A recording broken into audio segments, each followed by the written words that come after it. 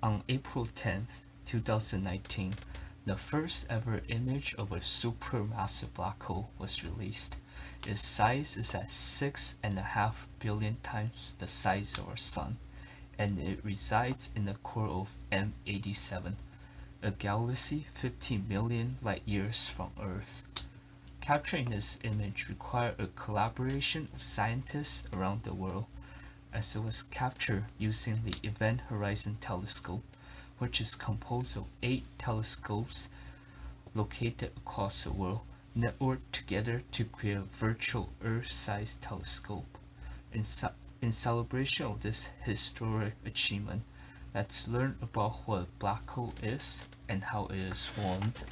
A black hole was first described by Charles Schwarzschild in 1916 as an exact solution to Einstein's theory of general relativity.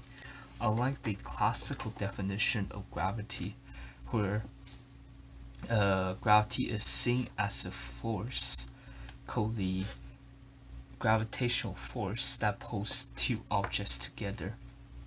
In general relativity, gravity is seen as an effect caused by the mass of an object curving the four-dimensional spacetime. The four-dimensional spacetime is made up of x, y, z, the space, and t, the time. So for example, we will be placing an Earth in a space-time plane, and this will wrap the plane, and any object close to Earth will accelerate towards Earth due to the plane being distorted. To calculate an exact solution to general relativity, Schwarzschild assumed that the mass is a spherical ball with no charge, no rotation. His solution is the following. We call this a Schwarzschild metric. The term that's of interest is here, where if R equals Rs, this term becomes 0. Rs equals 0, meaning that this whole thing becomes 1 over 0 equals infinity. And this is the gravitational singularity of black holes, where there is infinite density and infinite space-time curve. So in diagrams, it will usually look like infinite pit. And the distance Rs is called the Schwarzschild radius, given by this formula. Rs equals Q, the gravitational constant, mass, and speed of light squared. So this radius only depends on the mass of the black hole. This radius is also known as the event horizon, which is the distance where the space-time becomes so distorted that light cannot escape it. So how is it like to jump into a black hole? Well, from the outsider's perspective, you look like you're slowing down as you approach the event horizon, and you'll eventually stop, slowly turn red, and then suddenly disappear.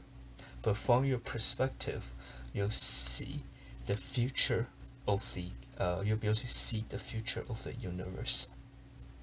And currently there's two ideas regarding to what happens when you actually reach the event horizon. The view based on theory is that you'll be stretched out like a spaghetti and eventually be torn apart. A newer suggestion is that because of the effect of quantum mechanics near the event horizon, it will make the event horizon like a superheated firewall that will burn anyone that try to cross it. So how are black holes created? To answer this, we must first look at a star. A star at its core is where the nuclear fusion happens. Nuclear fusion. This is when it combines smaller atoms like hydrogens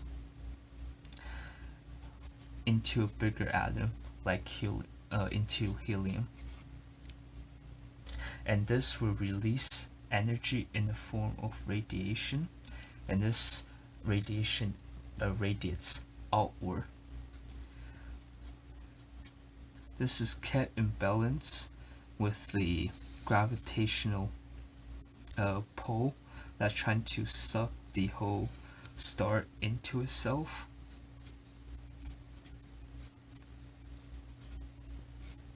So as long as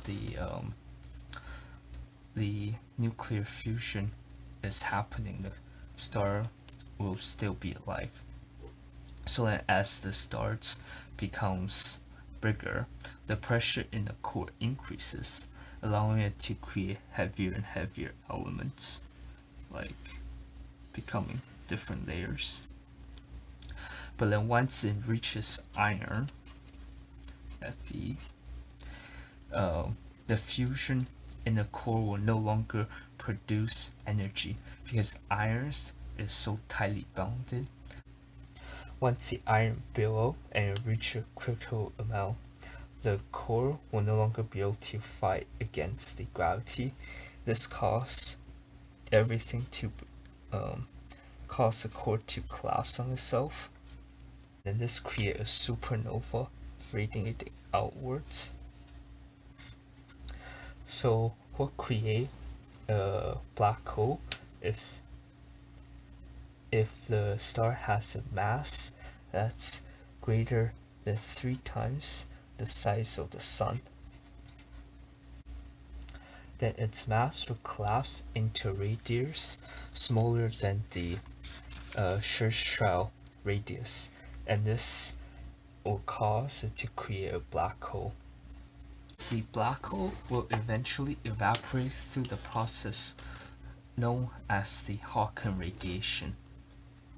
This is where near the event horizon of the black hole, a particle and antiparticle pair is created, and one pair falls into the black hole while the other escapes. And to make sure the total energy stays the same, it would mean that the particle that falls into a black hole must have a negative energy, causing the mass of the black hole to decrease. Though for a black hole to completely evaporate, this process would take so long that no one will be around to see the black hole disappear. Concludes our episode about black holes. Thank you for watching.